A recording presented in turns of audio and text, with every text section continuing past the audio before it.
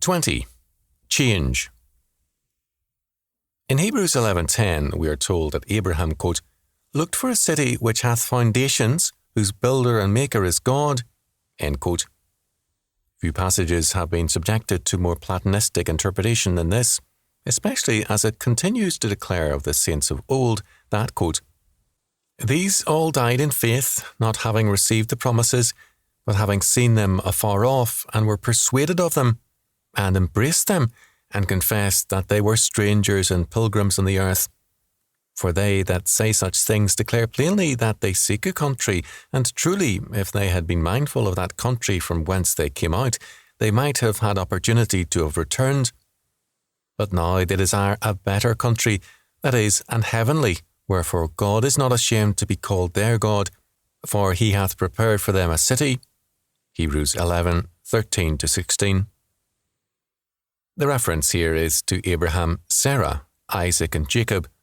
They knew that the promises included a material realm, the promised land, but also much more. They died in faith, confidence that God would keep his word concerning the possession of Canaan, their growth into a nation, and universal blessings through their race.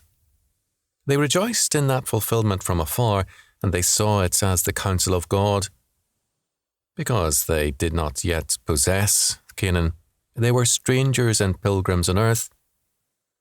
By their confession of their pilgrim estate, quote, they acknowledged they were in a foreign land as sojourners, that they had no permanent possession, no rights of citizenship, end quote. They saw that their citizenship was in heaven, quote, the fulfillment of the promise in its highest form is set before us as social and not simply personal. God prepared for his chosen not to a home, but a city, a divine commonwealth, end quote. The patriarchs felt no disdain for the earth and the flesh. To them it was good and a blessing of God's ordination. They regarded with faith and joy the promises of God concerning this earth and the triumph herein of the people of the covenant. Their desire for heaven was not a contrast of heaven and earth, with earth as the illusory realm, but a complement of the one to the other. There is no hint of a Platonic matter and form dialectic here, but rather of a journey from one area of God's kingdom to another. The one is fallen and therefore beset with many problems. The other has not been affected by the fall. Their hope for the earthly arena meant in part the undoing and eradication of the fall. The contrast is thus not between the material and the spiritual, but between the fallen and the unfallen. Furthermore, the contrast is not between the changing and the unchanging. The world's problem is not change, but sin. In fact, a love of permanency is very frequently an aspect of man's sin. It is necessary to analyze the main perspectives of religions and cultures towards change in order to understand the significance of biblical faith and salvation. First, a major perspective can be best described by reference to the Greek view of change. Aristotle, for example, regarded perfection as self-sufficiency and permanence. A city-state should be able to sell to others without needing to buy. Its constitution should be inflexible and unchanging as far as was humanly possible, and changes should aim at achieving an unchanging state. The appeal of communism to the Greek mind was largely due to the fact that it offered a quote-unquote final order in which the structure was fixed by the rulers and little left to the vagaries of individuals. For the Greeks, the purpose of law was to fix things into a measured permanency. The static and the immutable were regarded as higher than that which fluctuates and changes. The real is unchanging and permanent, whereas the changing is associated with the unreal. As Baker observed, quote, the Greeks had resolved the problem of evil into terms of permanence and change. In general, their position was that matter, which is unstable, is evil, that reason, which enjoys an eleatic permanence, is good. Evil is not a creation of man's perverted will, but merely a characteristic of matter. Following Parmenides, they had consistently held matter in opposition as the very antithesis of reason, idea, form, conceptual reality. In Neoplatonism, an earth-fleeting philosophy, the derogation of matter had reached its apex, and it was from Neoplatonism that Augustine learned most about the perfection of pure, insubstantial being, about the wickedness, that is, the nonentity of matter. Quote, "For in matter," end quote, said Plotinus, quote, "we have no mere absence of means of strength, it is utter destitution of sense, of virtue, of beauty, of pattern, of ideal principle, of quality. This is surely ugliness, utter disgracefulness, unredeemed evil." End quote. This view of matter resolves a dualism into a monism. Evil, that is, matter, becomes of no consequence metaphysically because it has no existence. Anything that can rightly be said to exist exists by participating in the very source and centre of being, and whatever does not has no existence. Matter, unillumined by being, is uncreated, and its evil is of deprivation and deficiency. End quote. Still under the influence of Neoplatonism when he wrote his Confessions, St. Augustine concluded concerning things that, quote, "As they are good, therefore whatsoever is good." End quote. Much later, Alexander Pope, in his An Essay on Man, held that, quote, "Whatever is right." End quote. In the 20th century, Lenny Bruce declared, quote, "Truth is, quote, what is," end quote, end quote. Such a view negates progress because reality as it exists is good and right. Nothing then logically requires changing. The decay and collapse of Greek civilization was not accidental. It was a product of its philosophical resistance to change and growth. A second perspective, which is very prominent in the modern world, is a belief in change for the sake of change. Change is identified with growth, and it is therefore welcomed and courted. Every change is countered with another change to prevent permanency and to maintain the principle of change as the solvent and solution of society. The result is perpetual warfare against the existing situation because it represents, quote, "the establishment," end quote, and hence an element of permanency and order. However, where there is no principal change, the old proverb is clearly true that the more things change, the more they are the same. Where change is exalted, the result is revolution for the sake of revolution. The changes become meaningless and faddist. Society becomes like a rudderless ship. It cannot drive to a goal, but is rather driven by the winds. Instead of direction, drift governs. The biblical perspective is hostile to both the Greek and the modern views. The essence of any philosophy which ascribes permanency and changelessness to anything or anyone other than God is to arrest history and handicap or suppress growth and development. However, precisely because man and the world are fallen, change is a social and personal imperative. For man to resist change means to resist growth and progress. It means that man has frozen into a virtue, an aspect of the fallen order, and has thereby precluded its correction. Change, however, must be principled, or else, like Greek concepts of permanency, it gives to a fallen order a stamp of approval in its sin.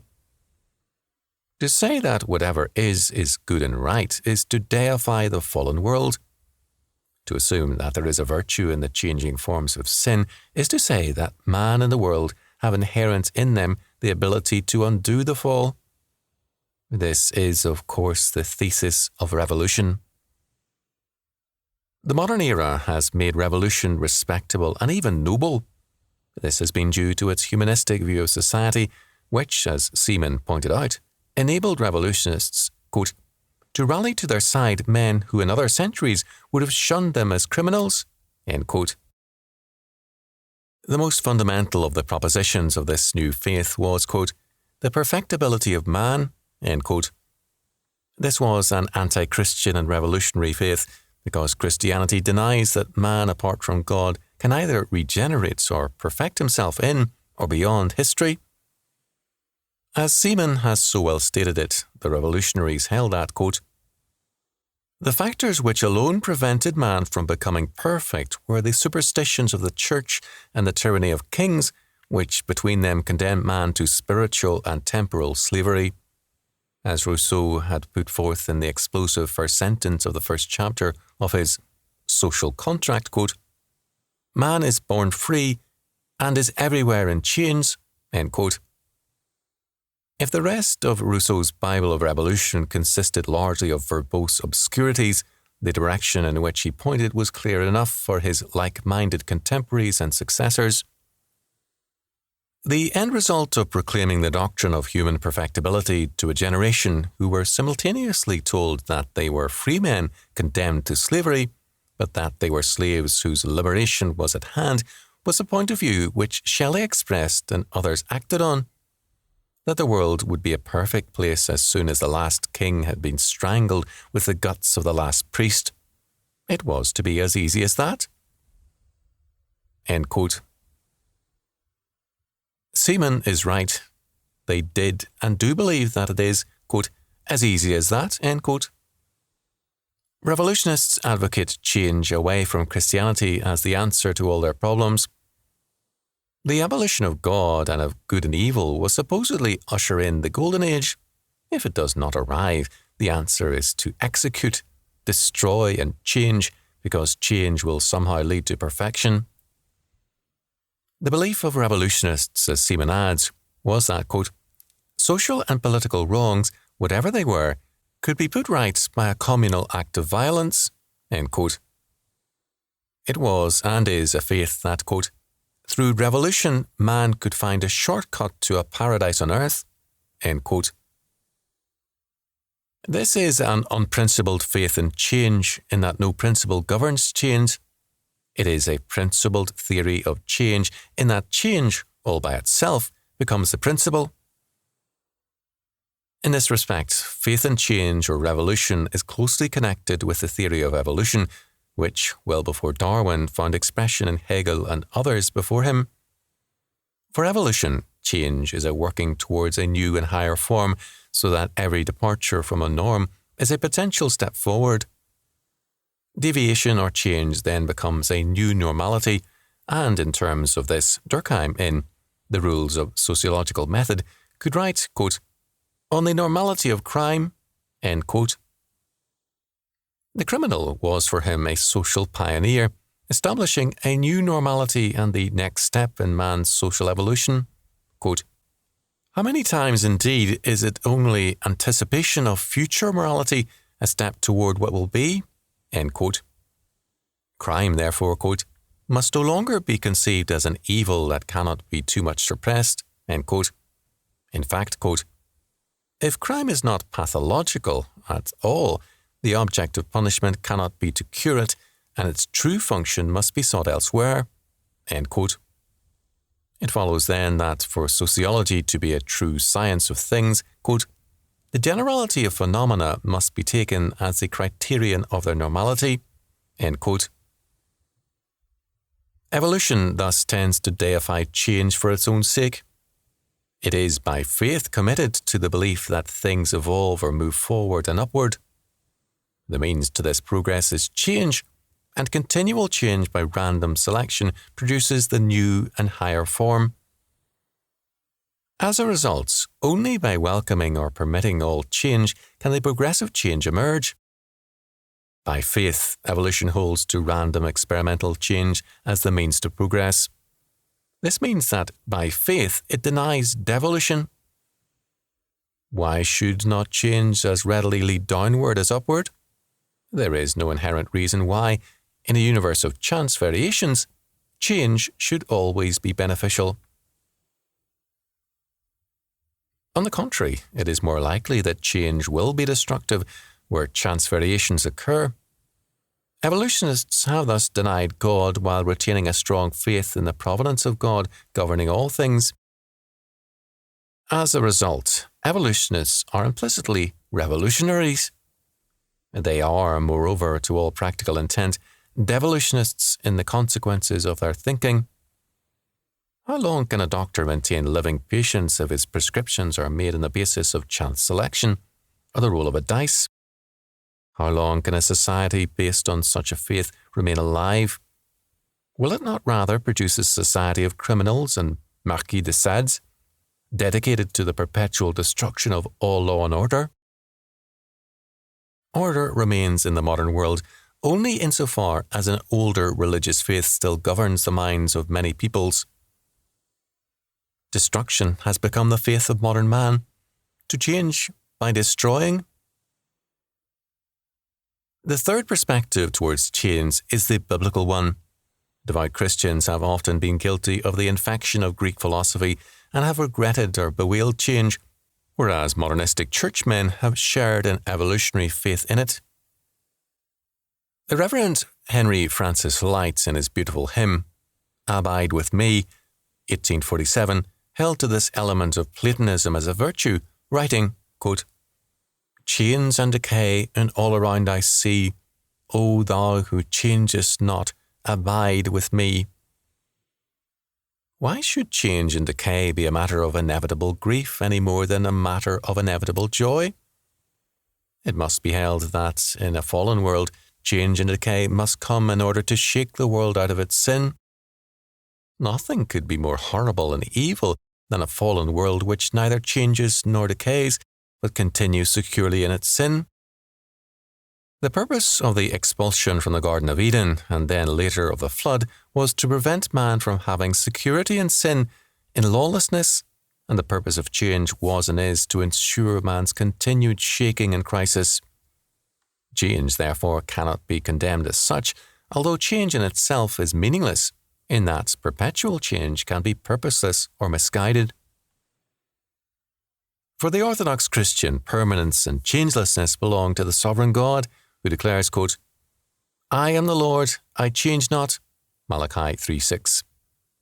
This unchanging God gives to man his infallible word as the principle whereby men and societies must be changed.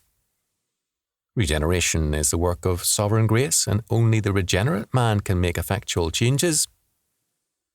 Changes are made by the redeemed man in terms of the law of God to bring man and society ever into closer conformity to God's standard. Thus, the Christian must affirm permanence and changelessness, but never with respect to the creation or any aspect thereof. He must affirm change, but never with respect to God and His Word. There can never be growth and progress without changes which are governed by the law word of God. The Christian will thus conserve that which is godly and conforms to the law of God, working always to reform it in terms of that word. He will uproot whatever is not of God, not by revolution, but by reconstruction. The Christian thus cannot in principle require changelessness from the social order. He is not a reactionary. For him, past and present represent in varying degrees a situation of a fallen world. His standard is the Word of God and the reconstruction of all things in terms of it. He will thus be oriented to the future and to the new creation. The patriarchs were men who moved forward as pilgrims and sojourners. They did not exalt the past or present, but looked forward to the promises of God concerning the possession of Canaan by their descendants, and ultimately to the possession of all the earth by their heirs in faith. They rejoiced that death would gather them to their fathers in God's heaven, wherein they would be beyond sin and death.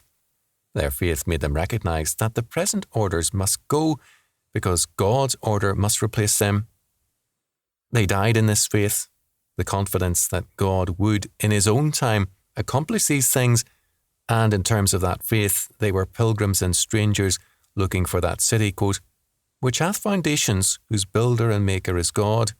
Hebrews 11:10.